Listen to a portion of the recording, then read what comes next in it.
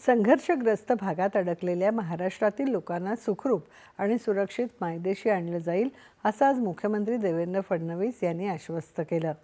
या भागात अडकलेल्या लोकांना मायदेशी आणण्याचं काम केंद्र सरकार करत आहे।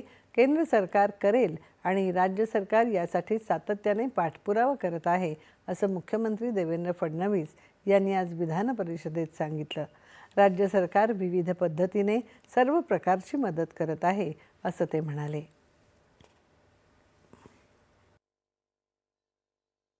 मी एवढंच सांगतो की गेल्या जर आपण 5-10 वर्षातला अनुभव बघितला असेल तर परदेशातले भारतीय जे आहेत, स्टुडंट्स आहेत, पर्यटक आहेत, यांच्याबद्दल माननीय प्रधानमंत्री मोदीजींचं सरकार अत्यंत सेन्सिटिव्ह आहे आणि अतिशय विपरीत परिस्थितीतनं देखील लोकांना परत आणण्याचं काम त्यांनी केलं आहे।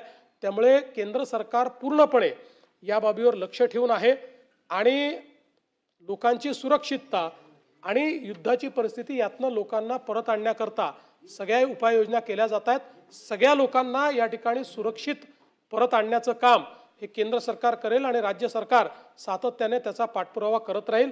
आपल्यापैकी कोणाकडे जर असे मेसेजेस आले तर ते आम्हाला फॉरवर्ड करा, आम्ही ते MEAला देतो आणि MEAकडनं डायरेक्ट त्यांच्याशी संपर्क साधला जातो आणि त्यांना आश्वस्त केलं जातं की बाबा त्यांच्या अडचणी असतील तर त्या अडचणी सोडवल्या जातात आणि त्यांना आश्वस्तही केलं जातं की कधी त्यांची इव्हॅक्युएशनची व्यवस्था होऊ शकते हे टेंटेटिव्हली त्यांना त्या ठिकाणी सांगितलं जातं। त्यामुळे या सगळ्या परिस्थितीमध्ये या सभागृहाच्या माध्यमातूनही परदेशात अडकलेले जे काही आपले लोक आहेत त्या सगळ्यांना पूर्ण सुरक्षिततेतून आपण परत आणू हा विश्वास मी देऊ इच्छितो। तेल साठ्याबाबत सध्या देशाकडे सुमारे 2 महिन्यांचा साठा उपलब्ध असल्याने तातडीने दरवाढीची भीती नसल्याचं मुख्यमंत्र्यांनी सांगितलं।